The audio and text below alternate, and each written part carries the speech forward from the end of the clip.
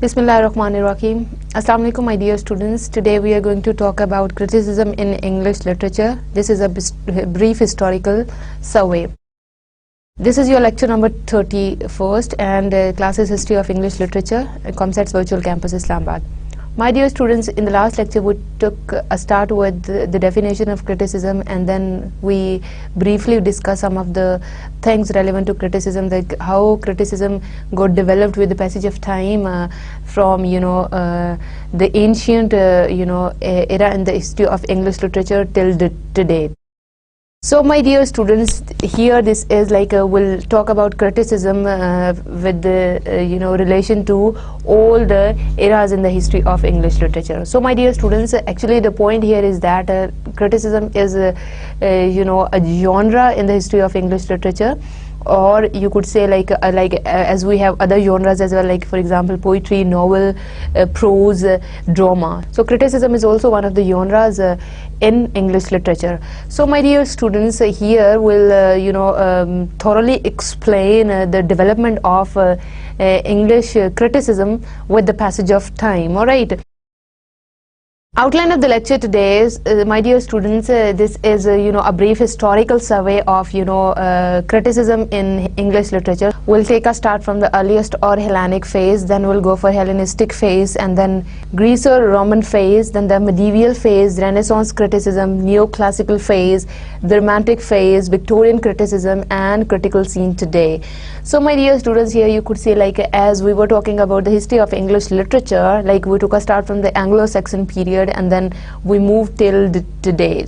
So my dear students, same is the case with the development and the growth of criticism with the passage of time and different phases over there, like for example as we were talking about criticism in Plato's time and in Aristotle time. At that time that was just a kind of set of rules and regulations which people they had to follow in order to criticize any kind of work. Okay, in the Romantic era it took the position of appreciation and understanding any literary kind of work. So my dear students, you could see like with the passage of time we are moving like towards different phases of English literature and criticism. Then we talked about the Victorian era plus the modern era in the history of English literature, and the relationship of criticism with the different phases. So my dear student, today the purpose of this lecture is to make you aware of criticism, and this lecture would be very much helpful for you in analyzing any piece of literature, for example analyzing drama, novel, prose, or poetry. Let's take a start of the lecture today. All right, hope you'll enjoy the lecture because we'll talk about historical development of criticism here today in this lecture. Okay dear students, as I'm telling you about the development of criticism with the passage of time, like we'll take a start with the traditional mode of criticism, okay, with the Hellenic phase. Okay, so here the students, this is very much important to tell you why literary criticism is important. Okay, so like for example, if you do not know the importance of literary criticism, you won't be able to understand the concept of you can say the development of criticism with the passage of time. My dear students, criticism is basically appreciation. Okay, this is not to highlight the negative aspects of anything or just to you can say a negative commentary on any piece of literature. This is to appreciate, to encourage, and to enjoy literature. Okay, so this can be a motivational factor for you as well when you talk about criticism in literature. So you go for the in-depth study of literature over here in criticism. Okay, so you can see like post-modernism criticism, as I told you, like how that is like that changed the entire concept of criticism, and we move towards encouragement and appreciation of literature. Okay, so when we talk about criticism, so here my dear students, this is literary criticism. This is specifically for literature. Okay, like in order to criticize any poem, any novel, or any drama. So what basically is the importance of doing that thing? Okay, let me tell you, basically literary criticism is an interpretive process used to weigh the social value of a written idea. Critics have reviewed and debated the value of literary work since before the Italian Renaissance. So you can see like it has roots in the Italian Renaissance as well. So my dear students, like when you talk about literary criticism, so in order to understand the social value of any written idea, like what was basically, you know, the factors involved in the formulation of text, the overall impact of society, and you can say when we talk about religion on the text, so that is criticism. As I told you, this is the in-depth study of any piece of literature. So this is basically based on your interpretation, the way you interpret the thing, and then the way you analyze the things, plus your critical thinking is involved and your creativity is also there. So it doesn't mean like a criticism is always to encourage and to appreciate anything. Like if you find out some kind of flaws in any literary piece of work, so my dear students, you can highlight it, but that is not just for the purpose of highlighting or to you can say discouraging the point of view of the writer. This is for the betterment of the literature. Okay, so dear students, like the next time when the writer is going to write anything, or his followers, or you can say people who are imitating that writer, so they can adopt that strategy. So this is basically for the betterment of literature as well. Okay, so dear students, as you know that while criticizing literature, so you go for the in-depth study of that thing. So here again, let me tell you, you adopt an interdisciplinary approach. So you see at the work of literature from different perspectives in order to give your judgment. So dear students, as you know that criticism is basically your judgment. Okay, so this is like it shows your active participation in reading the text and in analyzing the text as well. So you do not say something in the air only, like it happened with that writer, or you can say these are the factors which are involved in the formulation of text. So you'll have to be authentic, and you have to give information that is based on facts. Okay, so there must be some kind of proofs along with that. Okay, like the way you are criticizing the thing, so that is also important. But what are the reasons like you are criticizing? So from the text you'll have to give proofs of that thing. Okay, for example, when you are commenting on for example Shakespearean tragedies, so definitely you'll have to take some extracts from those tragedies as well in order to highlight something. For example, if you are talking about Shakespearean hero, so definitely what are basically the qualities of his heroes. Okay, so dear students, here you can say like at that time it was really a very common practice, or you can say a common tradition of writing the tragedies in ancient ways. Like there is always a hero, and the hero falls from the higher status. Okay, so that was basically they were following the Greek traditions of writing tragedy. So if you want to analyze Shakespearean tragedies today, so definitely by keeping in view those traditions, Greek traditions, while writing, you can say tragedies, so you have to keep everything in your mind. Okay, so you can talk about a Byronic hero as well. You can draw a comparison of Byronic hero and Shakespearean hero, or later on like the Victorian novels heroes. Okay, or you can say different themes which were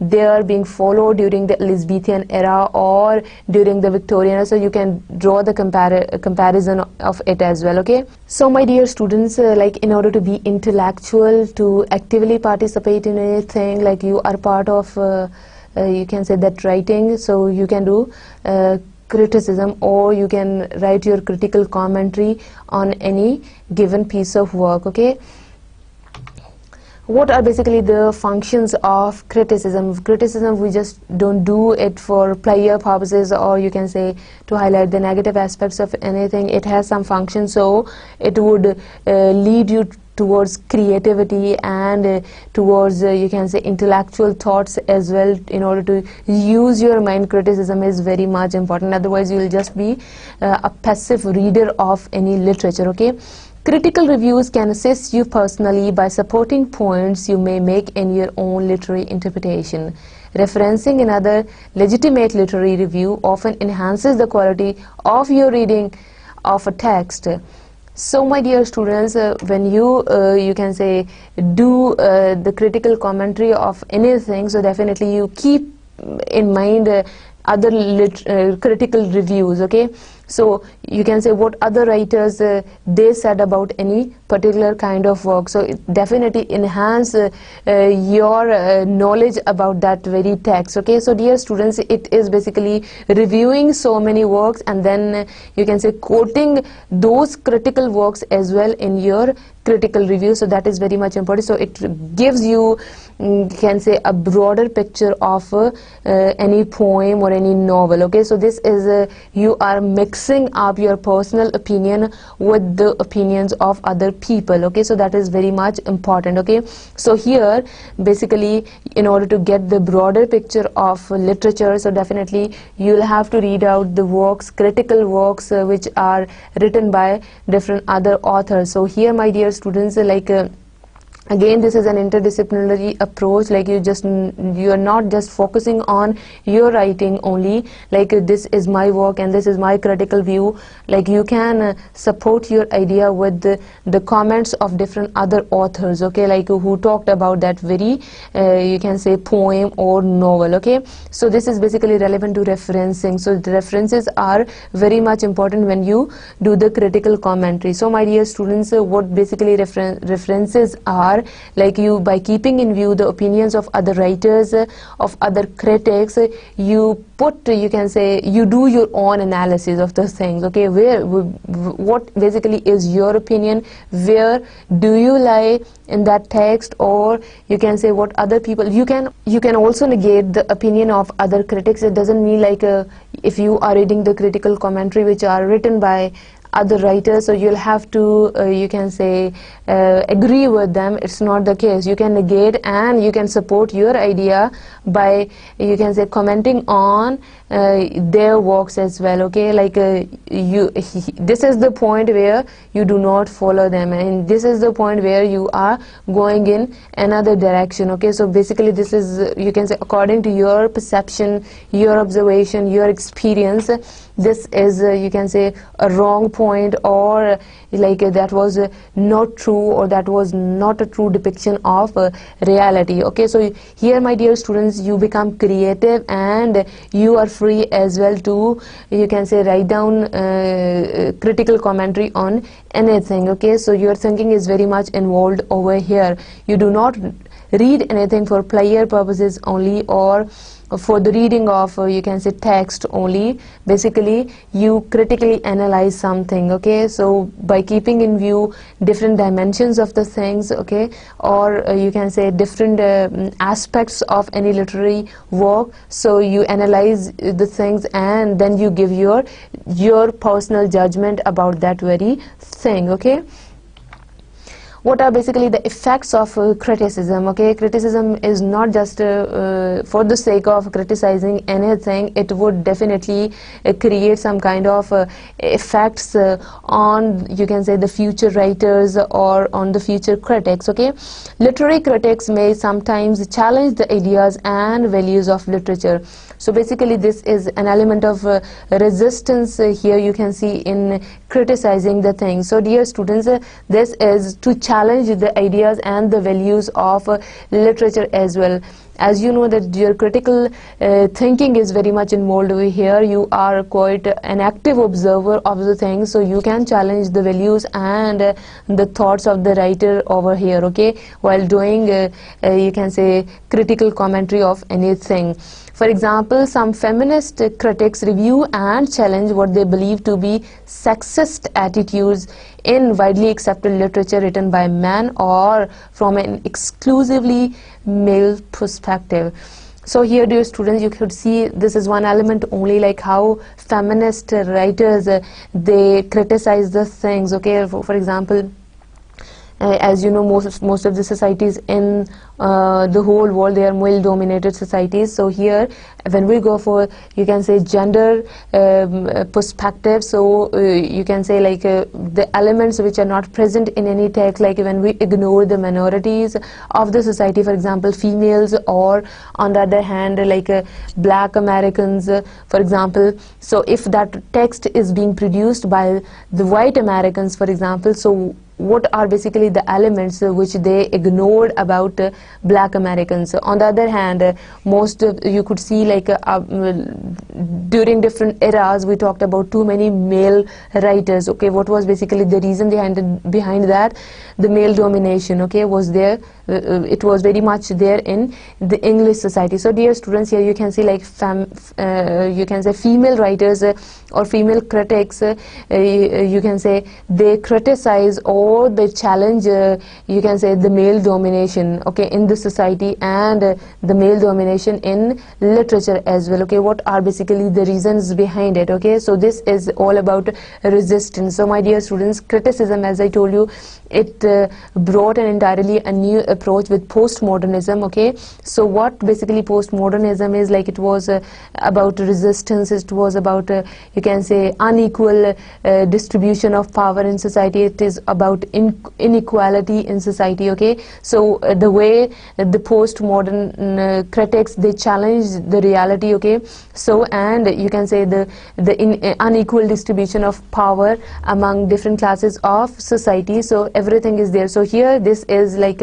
when we talk about the female writers or the critics, the way they talk about, you can say, the male domination in their critical work, so that is a product of postmodernism. Okay, so my dear students, females over here, they are quite you can say aware of the things. For example, when you talk about the Victorian writers, so many of the female writers you could find out over there. What was the reason? Because people, you can say, they started getting themselves educated during that era, later half of the Victorian period. So my dear students, that was very much important, and females, even while living at home, they could read something, okay, even for pleasure purposes, but they could. So with the passage of time, they got an awareness and they started challenging the male domination in the society as well. Okay, so here this is about the sexist attitude as well, like the way we ignore the females, okay, like the stereotypes which are associated with females. So any female writer, any female critic can point out this thing, or you can say male writers, they can also do it, like when they talk about the sexist attitude or the biased attitude of the writers toward females of any particular society. Okay,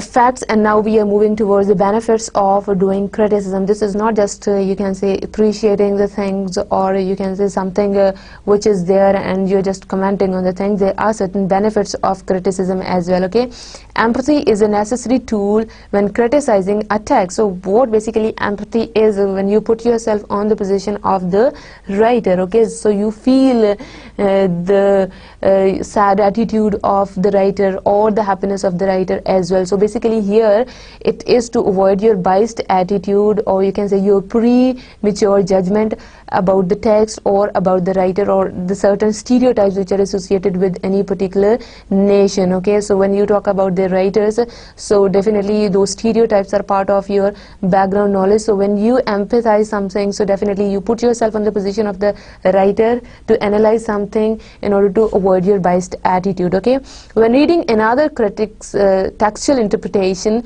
that conflicts with your own values, you experience the reading through someone else's perspective, and hence have the opportunity to increase your own tolerance for differing ideas. So dear students, here when you talk about or when you read any other critic's work, so definitely that is his or her own personal judgment about that very text. Okay, so in order to know about different perspectives, so you have to you know, have the courage to face anything. Okay, so here you can experience, or you can say like like when you put yourself in the position of the writer, okay, so definitely you could see like that's the part of experience. So basically you avoid your biased attitude towards judging that, something, okay.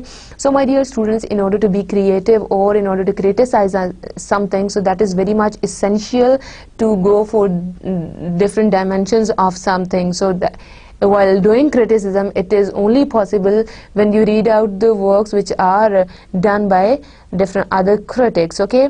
So dear students, by keeping in view that the work which you are reading, that is somebody else's perspective, so you can say you become very tolerated, okay. So dear students, this is just an opportunity to increase your own tolerance for different ideas. So different ideas you keep on accepting, okay. So my dear students, then you have the courage to defend your point, or you have the courage to accept anybody else's point, okay. So here this is not like a kind of creating conflicts and you can say to go for arguments all the time, and those arguments are against other critics. It's not the case. You accept the point of views of other people, and then you do your own judgment, okay.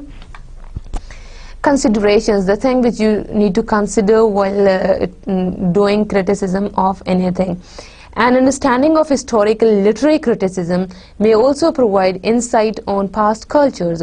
So dear students, when you go for historical literary criticism, like with the passage of time, for example, when we talk about English literature, so with you talk about the development of English literature with the passage of time, like you criticize the works which are written by different authors who belong to different eras in the history of English literature. So definitely you can say you go into the deeper detail of that very culture, okay. So by keeping in view the culture, by considering their culture, so you can analyze anything, okay. So throughout you can say the whole course, I'm telling you, like you'll have to keep in mind the cultural aspects of any literary work, okay. What was basically the society at that time, okay. So you cannot ignore society over here or culture, okay.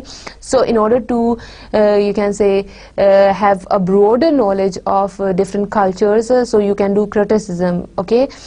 Readers often assume that what's true today was true in the past. So with the passage of time, traditions they keep on changing, and different trends would be introduced. So my dear students, you cannot you can say generalize anything which is true today that was true in the past as well. So with the passage of time, as you know, this is a natural phenomena as well, that things are not static, okay. Concepts they keep on changing. Even when we talk about language, so language is even not same, okay.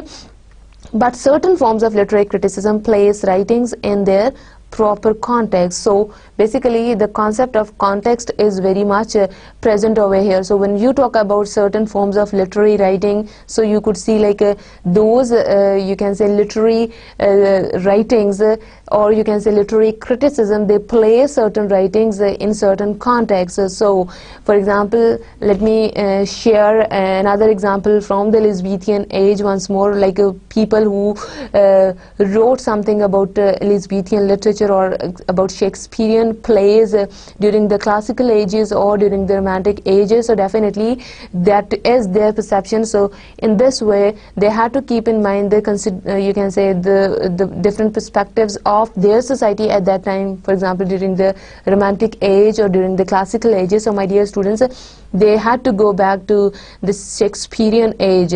So dear students, now when you analyze Shakespearean plays, so once more you have to keep in mind the critical commentaries or the critical views which are written by the writers of different other centuries.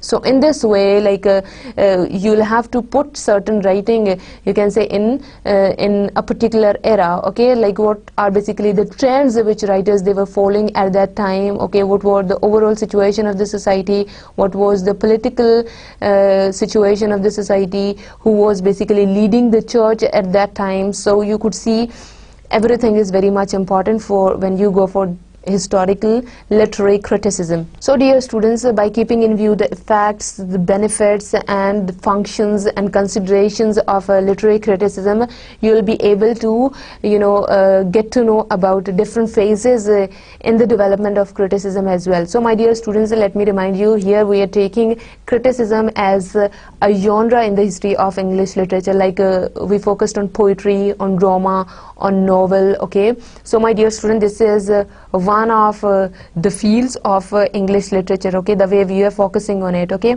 so here my dear students, in order to appreciate anything, to understand something, to have a wider concept about anything, so you criticize the things. Okay, so these things are very much important. So my dear students, now we are moving towards the development of you can say criticism with the passage of time.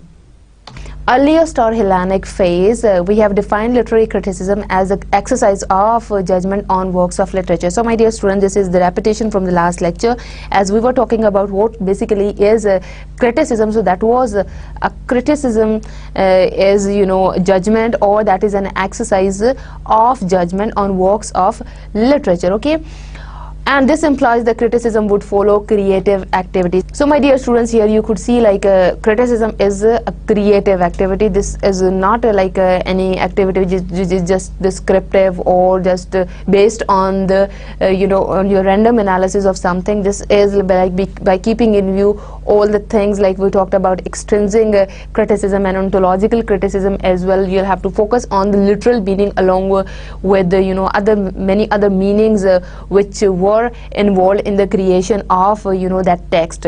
So basically this is a creative activity. This is not only looking at any poem and then to give your judgment, or you can say to present your analysis of that time. This is your creativity is very much involved in doing criticism of anything. Okay, this is true in general, but in ancient Greece, criticism began almost simultaneously with literary creation. In the 5th and 4th centuries BC, Athens was the center of literary and critical activity, and Plato and Aristotle were the most important critics. So my dear students, you could see like the history of criticism that was started with the creation of, you could see, literature. Okay, so my dear students, here we are talking about 5th and 4th centuries BC. So you could see like Athens was the center of literary and critical activity. So my dear students, Athens was the center of literary and critical activity, and Plato and Aristotle were the most important critics. So my dear students, here you can see like this Athens is the capital of Greece. So you could see like at that time it was the center of critical plus literary activity, and Plato and Aristotle, you could see they were the most important critics of that time. So my dear students, by keeping in view 4th and 5th century scenario, we are dealing with earliest or Hellenic phase in the history of English literature, and we are talking about criticism over here. So we are talking about the roots of criticism. So these roots lie in 4th and 5th centuries, and Plato and Aristotle, these are the most prominent figures as far as criticism is concerned. Okay, this is the earliest or Hellenic. So this is a Greek phase, you could see, of criticism, and it forms the background to all subsequent literary inquiry. Aristotle is the first scientific critic. He is the first theorist of literature. He is a great irritant to thought, and his poetics has influenced and colored critical inquiry through the ages. A study of the poetics is therefore considered indispensable for all students of literature.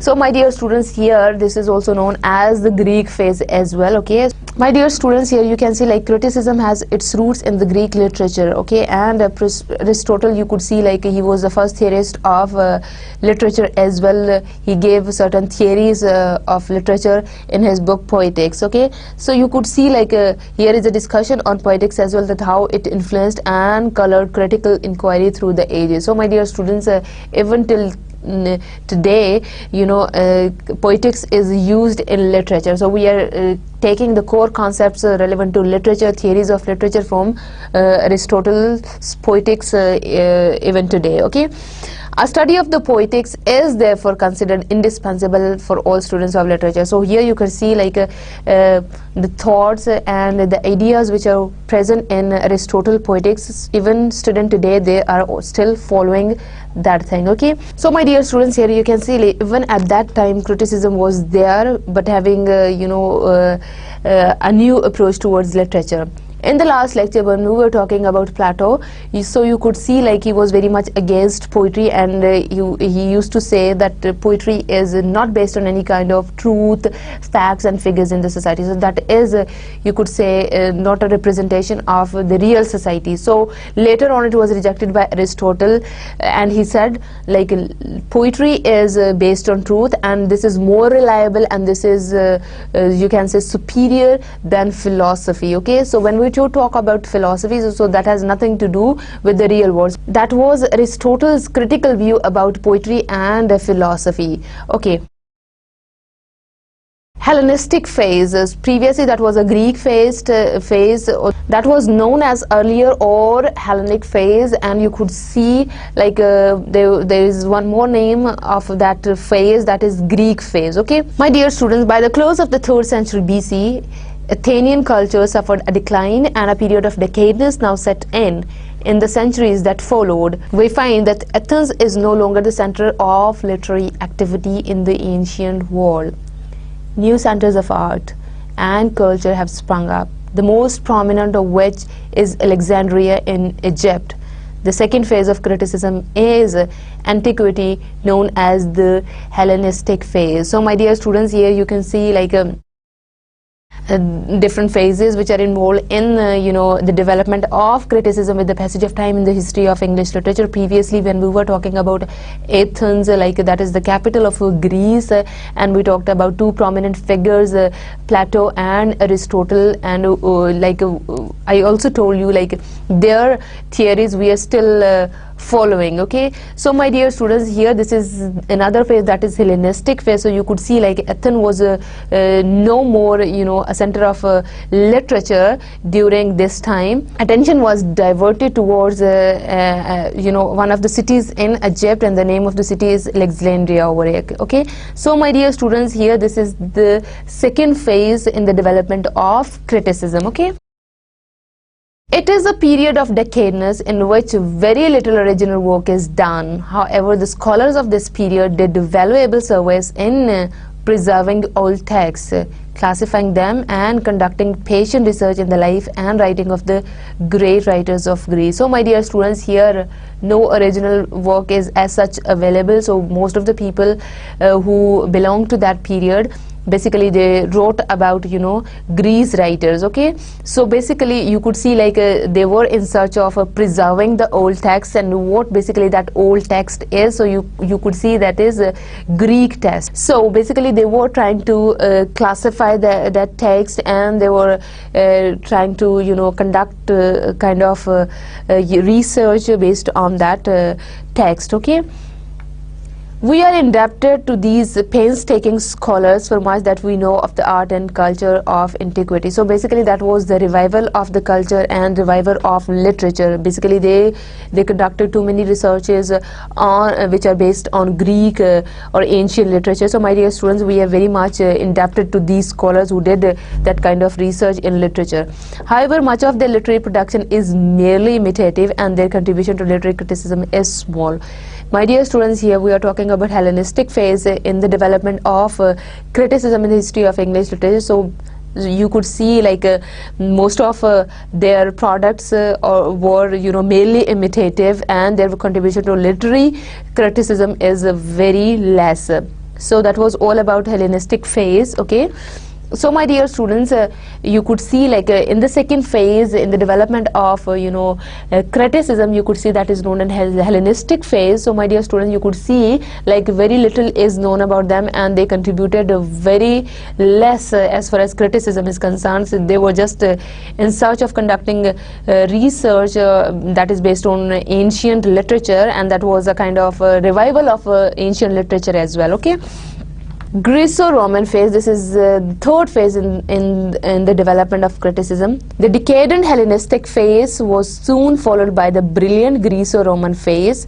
Now Rome, the capital of the ancient Roman Empire, was the center of cultural and literary activity of a very high order. It was a brilliant age when Rome was not only the political and economic center of the known world, but also its literary and cultural center.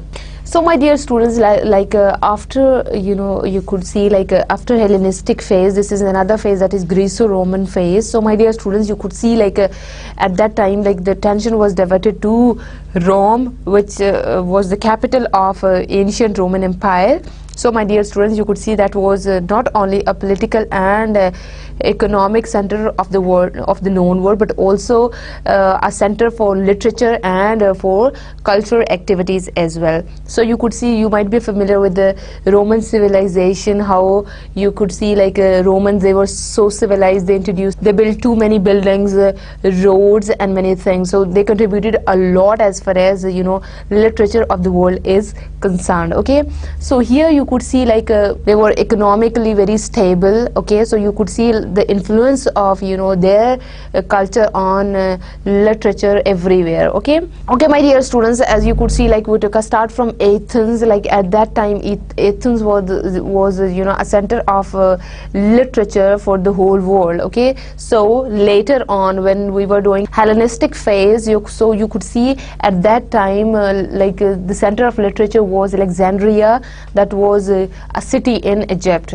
Right now, Greco-Roman phase, you could see our attention is toward Rome, which is the capital of the Roman Empire at that time. Okay, my dear students, so basically you could see the gradual development of criticism with the passage of time. Okay, the Roman scholars of this period were inspired by the ancient Greek masters whom they wanted to equal and excel.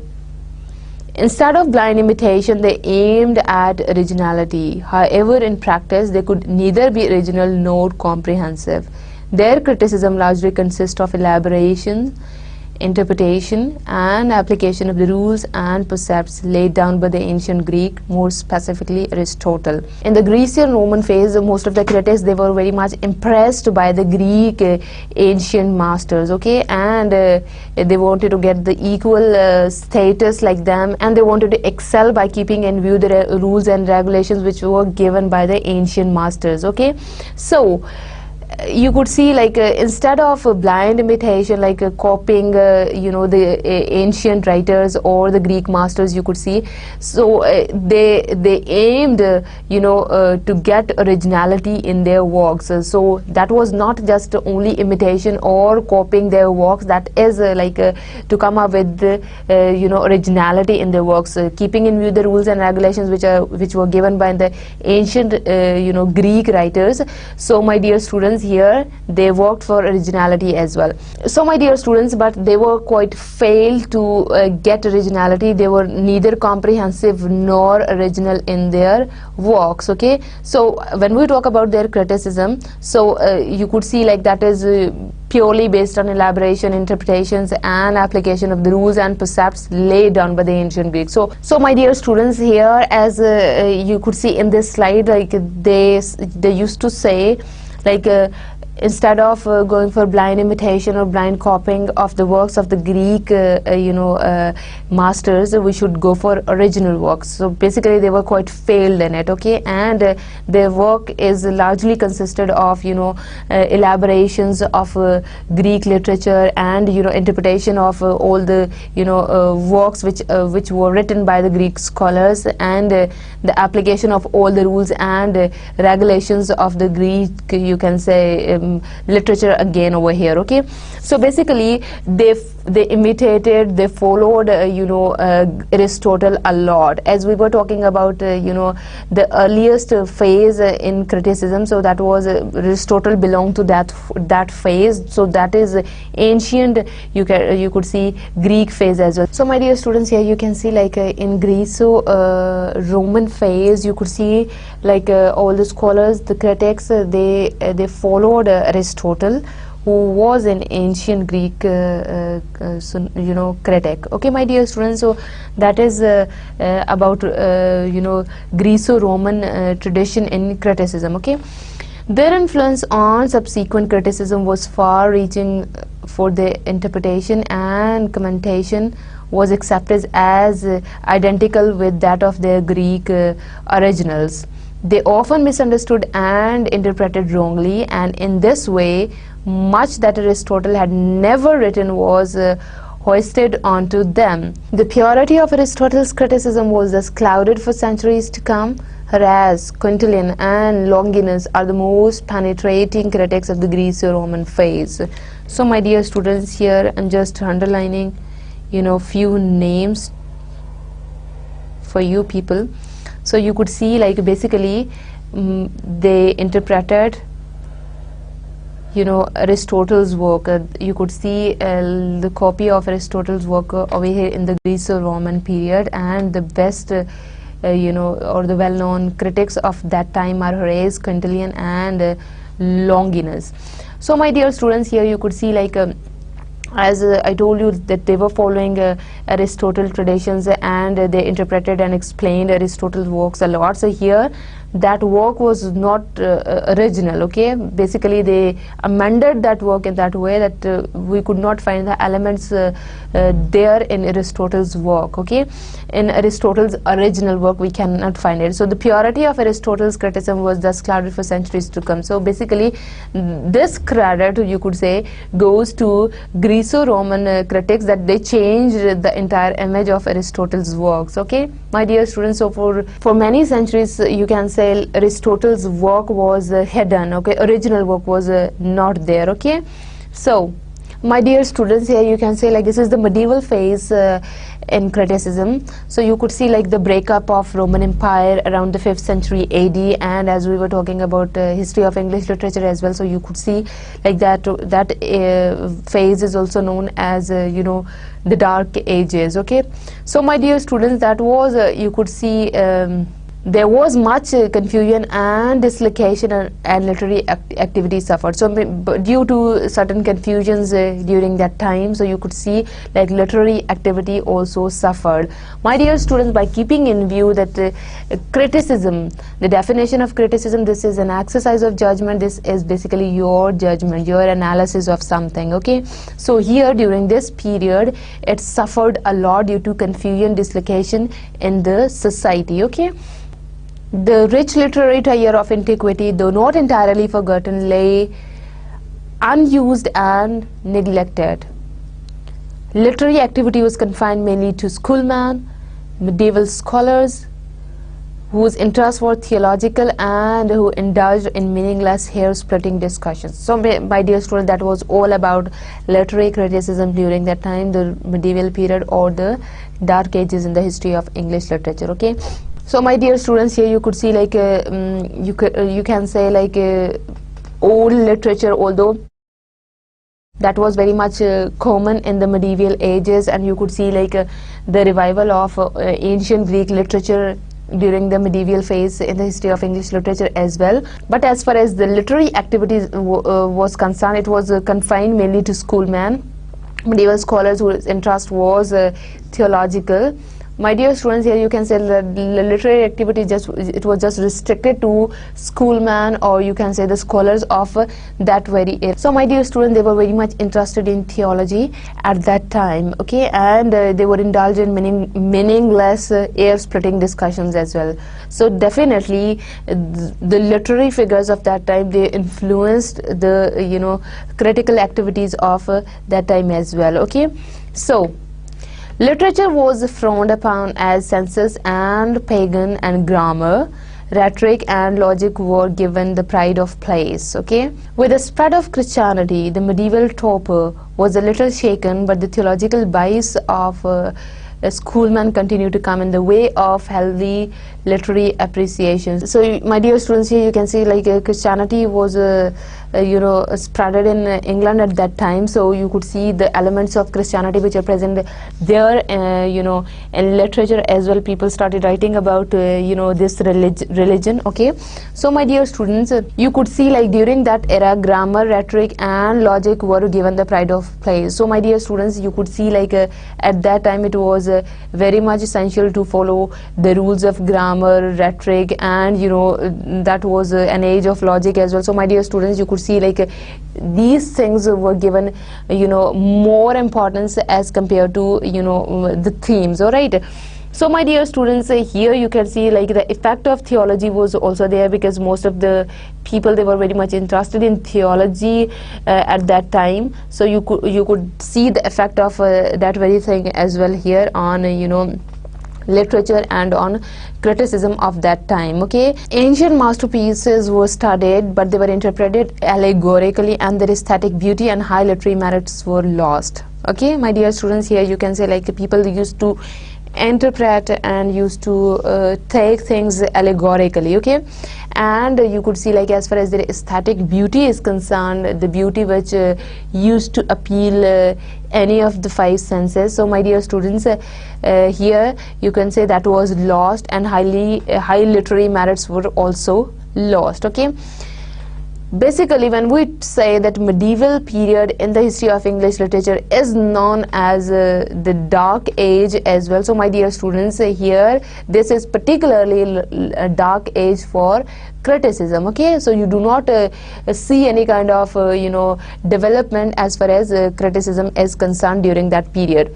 Dante is the only ray of light that illumines for a while the all-enveloping darkness. So my dear students, you will have to keep in mind Dante. He was the only critic at that time who really worked hard, and who did not, you can say, spoil the essence of literature as well. So my dear students, again you can see the revival of ancient Greek literature here in the medieval age as well. So far you could say we took a start with the earliest or the Hellenic phase in criticism. So you could see from that time up till here, the medieval ages, people, they were following the Greek ancient literature and the rules and regulations which were set by, you could see, Greek ancient critics as well. So they're still following those traditions, and you could say that their literature is also an imitation of Greek scholars' works. Okay, so Renaissance criticism, this is known as an age of revival. Okay, so this is Renaissance criticism. My dear students, the Renaissance era in the history of English literature is also known as Shakespearean age or Elizabethan age as well. Okay, with the Renaissance, which was ushered in by the fall of Constantinople to the Turks in 1453, and the consequent Western movement of literary masterpiece of antiquity, one witnesses an unprecedented spot of literary and critical activity over here during the Renaissance period. There is a widening of mental horizons. The shackles of medievalism are broken, and there is a renewal of zest for life and the enjoyment of beauty. So my dear students, you could see like during the Renaissance period, you could see like the Turks, they were spreaded all over the world. Okay, so they brought with them their literary treasure as well. So you could see like this is an age of zest for life and the enjoyment of beauty as well. Okay, so this is the brief introduction to Renaissance criticism. So you could see over here. Okay, the great works of ancient, the Greek and you could see the Roman works, they were translated in the vernaculars or the native languages of England at that time. Okay, so you could see like England, Europe, you could say like Turks, they spreaded all over Europe. So Europe at that time was a center of learning. Okay, due to an effect of Roman and Greek literature over there.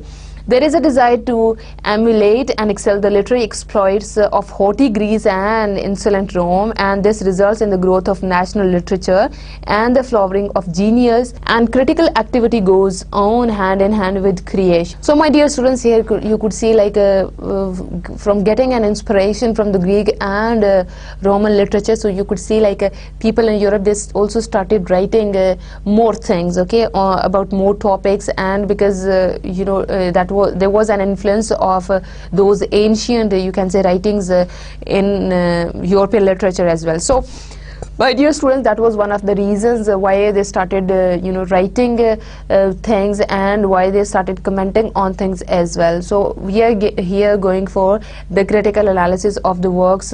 You could see like the Greek and the Roman literature over here that was translated in the native languages later on, okay, during the Renaissance period. So you could see when you translate something, so that is also a kind of critical commentary as well. So translation made it easy for the common man to understand the works of Greek and Roman writers, okay.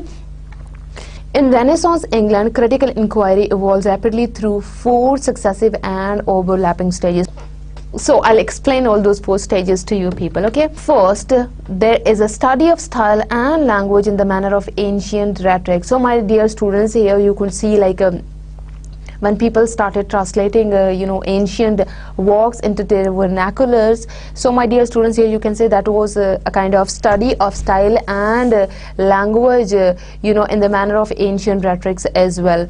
Although they had to translate those works in into their native languages, but still they focused on the style, on the manner, and on the language of the ancient writings as well, okay. So that is why like they started criticizing that work, and the tradition of criticism was developed during that era, all right. Second, there is an attempt to introduce classical meters into English poetry. So my dear students, we talked about meters in English literature as well, fine. So you could see like in poetry there was a tradition of writing in another form at that time during the Renaissance period. So that is again an imitation of the ancient, you can say, writing.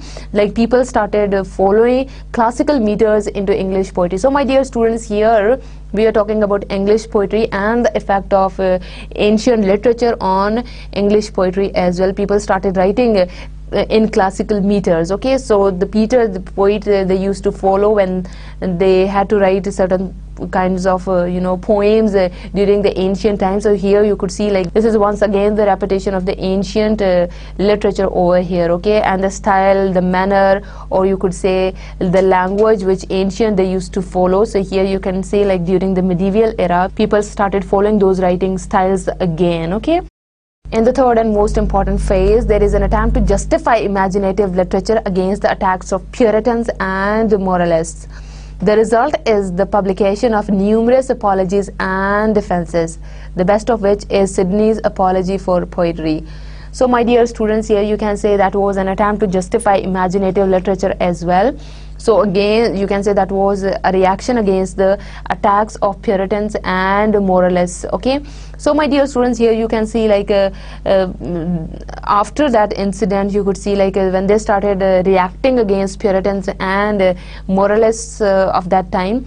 So my dear students, here you can see like in form of numerous publications as far as the apologies and defenses are concerned. So you could see like that was a kind of attack against the Puritans and the moralists as well. So my dear students, the best of which is Sidney's Apology for Poetry. So my dear students, as you could see like they were justifying imaginative literature, and poetry is one of the forms of imaginative literature as well. So basically this was another phase when they started apologizing for poetry, okay, because they were spoiling all the rules which were given by Puritans and the moralists, okay.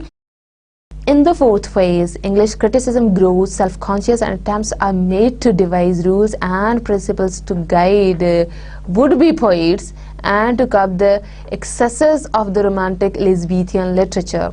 Ben Jonson is the most important critic of this phase. He is the first champion of neoclassicism in the country. So my dear students, here you can say like they attempted to to make certain rules and principles to guide the future poets. So here what is this would-be poets? These are the future poets, okay? And you could see like people, they could then later on they could access to the Elizabethan literature as well. So when we talk about Elizabethan age criticism or the Renaissance period criticism, so my dear students, here you can say Ben Jonson is the most prominent literary figure during that era, okay? So basically he was the first one who you can say who was the first champion as well of neoclassicism in the country. So my dear students, he was basically a very important critic of this phase, okay? So dear students, I'm just underlining his name here for you people, that you'll remember it, okay, when we talk about criticism, like who are basically the prominent critics of any certain age. So you'll be able to recall the things, okay? Neoclassicism phase, that is the sixth phase as far as criticism in English literature is concerned. While Ben Jonson's classicism was liberal classicism, aiming at curbing the excesses and absurdities of his age, this classicism becomes more rigid and stringent with the passage of time, okay? So my dear students, here you could see like this is a debate on Ben Jonson's classicism, like his classicism was quite a liberal classicism. It was not a kind of static or conservative kind of classicism, okay? My dear students, I'll tell you some of the characteristics of the neoclassical phase as well. Aristotle now becomes the literary dictator of his rules, as interpreted by the French critics of the day became a must. They are applied with increasing rigidity for over 100 years. From Dryden to Dr. Johnson, neoclassicism reigns supreme in England. Dryden, Pope, Addison, Dr. Johnson are some of the greatest critics during this period. So dear students, again you could see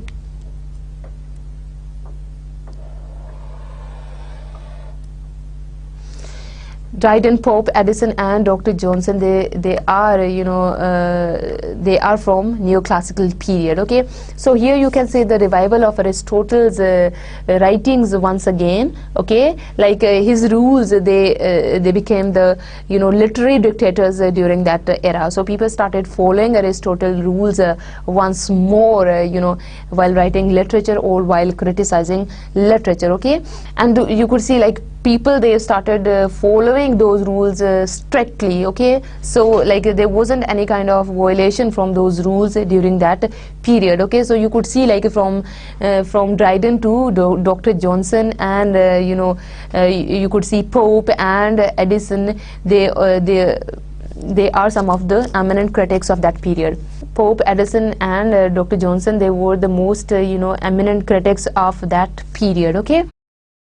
The Romantic phase. So my dear students, here you could see like previously we did not talk about criticism when we were talking about the history of English literature, and we discussed the major genres in the history of English literature like poetry, novel, drama, etc. So my dear students, here we are looking at criticism by keeping in view all the ages or the periods in the history of English literature, okay? So the Romantic phase, just as neoclassicism was the result of a reaction against the excesses of the Elizabethans, so the very rigidity and stringency of pseudo-classicism soon breeds a reaction against it. French Revolution and German idealistic philosophy also contribute to the rise of Romanticism. Individuality, subjectivity, individual freedom of expression, inspiration, etc. are increasingly emphasized. So my dear students, this is you can say the brief introduction to the Romantic phase. You could see the French Revolution here during this period, plus you could see like the elements of individuality plus subjectivity were very much present there in the Romantic era. Focus was diverted towards nature, beauty and love, and one more thing was very much important, the human nature, okay? So most of the poets they talked about human nature and human relationships during that period. So that is why you could see like what gave rise to Romanticism in Europe. So these are some of the reasons, okay? So my dear students, the hollowness of rules and their evils are exposed, and attention is turned to the creative process and the part played by imagination and emotion in the process of creation. Okay, so basically, like the rules which were developed by Aristotle, for example, Plato, about poetry, about having this kind of drama, the tragic hero or something like that, they were considered hollow with the passage of time in the Romantic era. So my dear students, here you can say like the attention was given to imagination, emotion, passion, and to feelings in the process of creation. So this process of creation is usually poetry during that era. Okay, Wordsworth's preface to the Lyrical Ballads is a landmark in the history of English criticism. So my dear students, as I told you many times before, this is a landmark in the history of English literature, so you'll have to focus on this one. Okay, so this is a critical work, this is a criticism basically. Okay,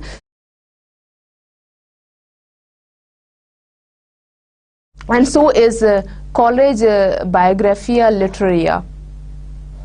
Okay, and so is Coleridge Biographia Literaria. Wordsworth and Coleridge are two of the greatest of the Romantic critics. So my dear students, when we were talking about preface to the Lyrical Ballads that was published in 1798, and so my dear students, here you can say like from that time Romantic period was officially started, okay, with the publication of the Lyrical Ballads, okay, the preface to the Lyrical Ballads in fact. Okay, so my dear students, here you could see like there is one more publication by Coleridge, and the name of that work is Biographia Literaria, where you'll find out the information relevant to many of the writers of English literature over there in the Biographia Literaria. So my dear students, by keeping in view the preface to the Lyrical Ballad and Coleridge Biographia Literaria, we are going towards you can say we are basically dealing with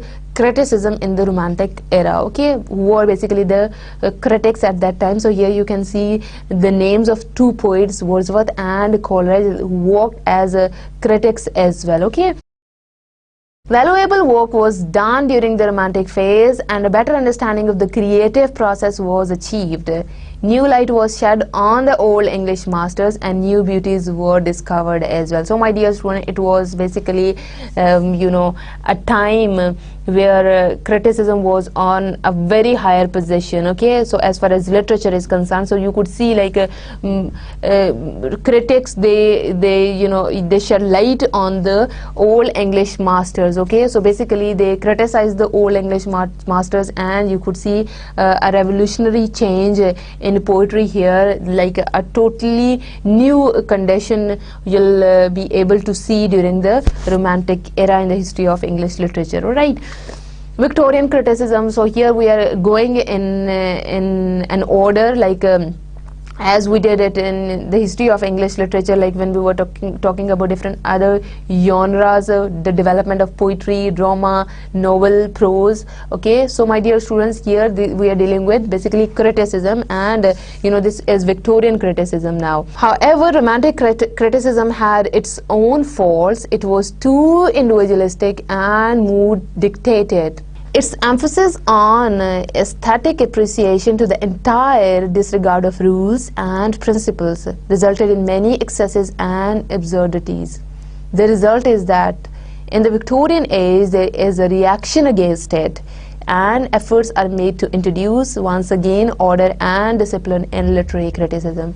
So my dear students, here you can say like too much importance was given to individualism during the Romantic era, and it was mood dictated as well. Okay, and they avoid, or you can say they did not follow any kind of rules during that time. So you could see the rebellious attitude of people of that era as well, like literary figures of that era, because they were not supposed to follow any kinds of rules, and as I told you many times before, they focused on themes and subject matters a lot as compared to form. Okay, so my dear students, that was basically a reaction against the Romantic traditions as far as criticism is concerned. So my dear students, here the focus of Victorian critics is on order and discipline once again in literary criticism. So again you can say the revival of rules and regulations which you could see in the classical period,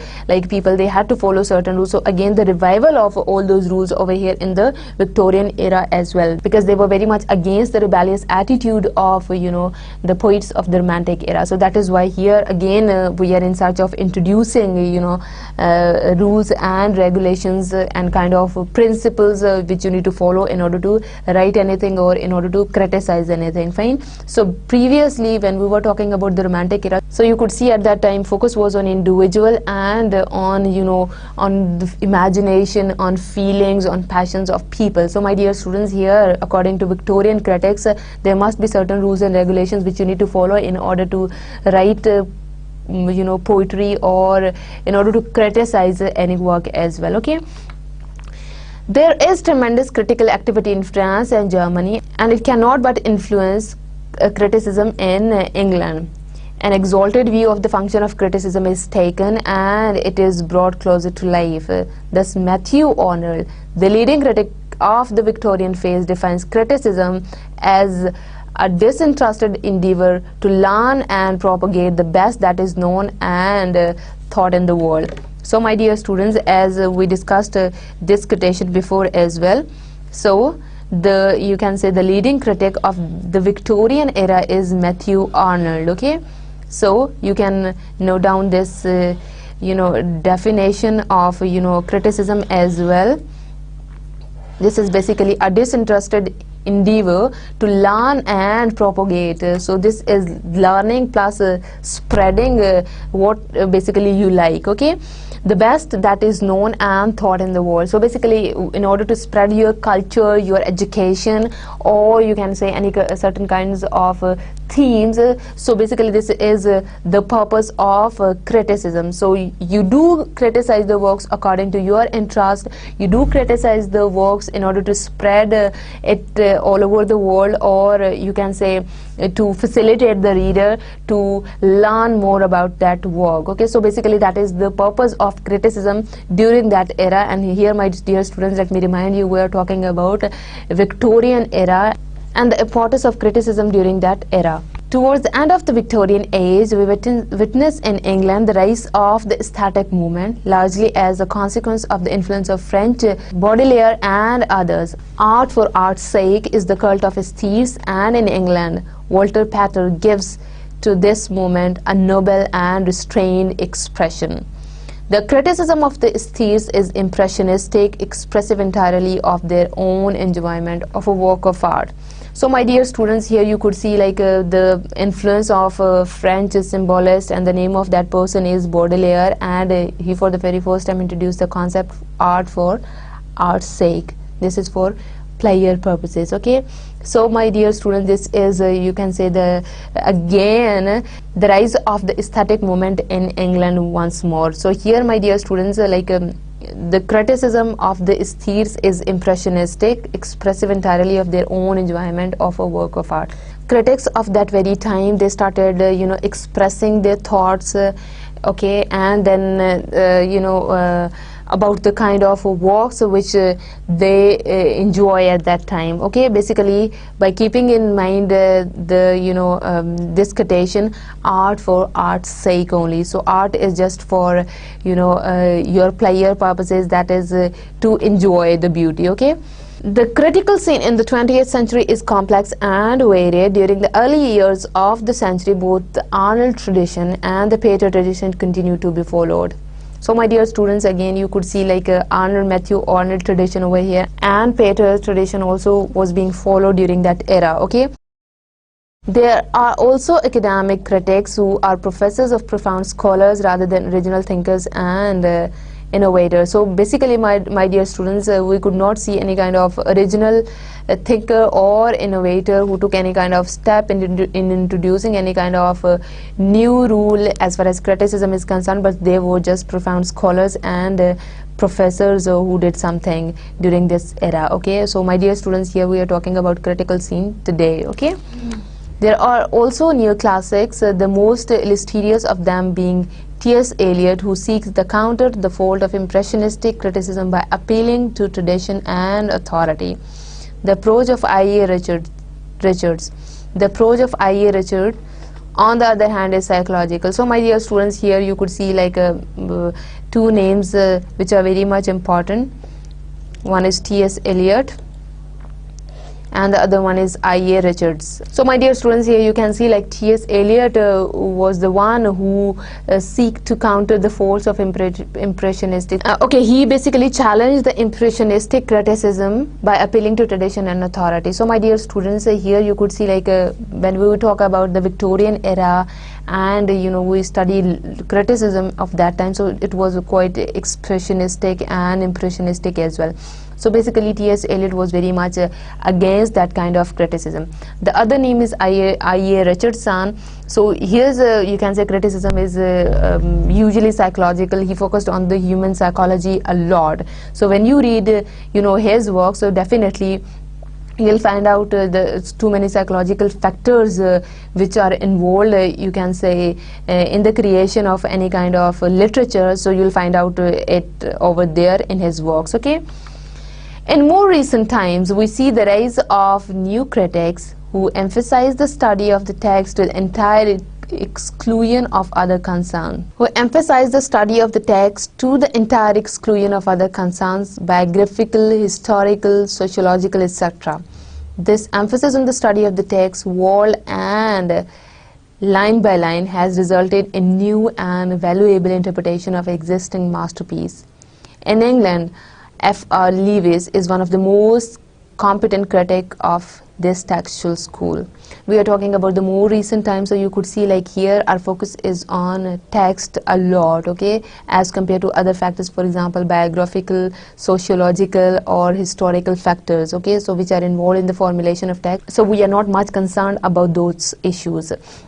So my dear students, here you can see like our focus is on word for word interpretation and line by line explanation. So here you could see another eminent personality critic. His name is F.R. Lewis. So he is you can say one of the most competent critics of this textual school. So basically what is the aim of that textual school is to focus on the text only. There isn't any relationship of text with other factors which are involved in the formulation of text. So my dear students, here we are again going towards objectivity, okay, like which was a point of view of you can say the modern era, okay. So basically the factors, the elements which are involved in the creation of that text according to the modern era, those are not much important as far as criticism is concerned. Okay, my dear students, there are also various other approaches to criticism such as moral, sociological, archetypal, symbolistic, expressionistic. Such immense variety is bewildering and chaotic, and it is too early to predict which particular approach has a permanent validity and significance, which is merely ephemeral. So my dear students, here you can see some other approaches relevant to criticism as well, like moral approach, sociological, archetypal, symbolistic, expressionistic. So we cannot say at this time like which approach is going to be there for years or for centuries, okay. So here you can say like which is more important or which is ephemeral, which is you can say which is having short life. So we cannot say anything. So this is a world of chaos, okay, as far as criticism is concerned. So there are many you can say approach which are here being implemented as far as criticism and English literature are concerned. Okay, my dear students, as you could see like we were talking about criticism in the history of English literature, its development, its growth with the passage of time, and what other different critics say about criticism. So my dear students, let me conclude the point here today. Like we took a start with the definition of criticism, that is a Greek word, and the meaning of that word is judgment or an exercise of judgment. So my dear students, here whatever we talked about, that is ultimately relevant to the judgment of any person about any literary work. So my dear students, here I just want to evoke your critical abilities to evaluate or to analyze any kind of literary work. So that is all about today, okay, and we are over with the criticism today, and we talked about the historical development of criticism in English literature, okay, and we talked about some of the critics of different era as well. Okay, my dear student, that was all for today. Hope to see you again with another topic. Have a nice day. Allah Hafiz.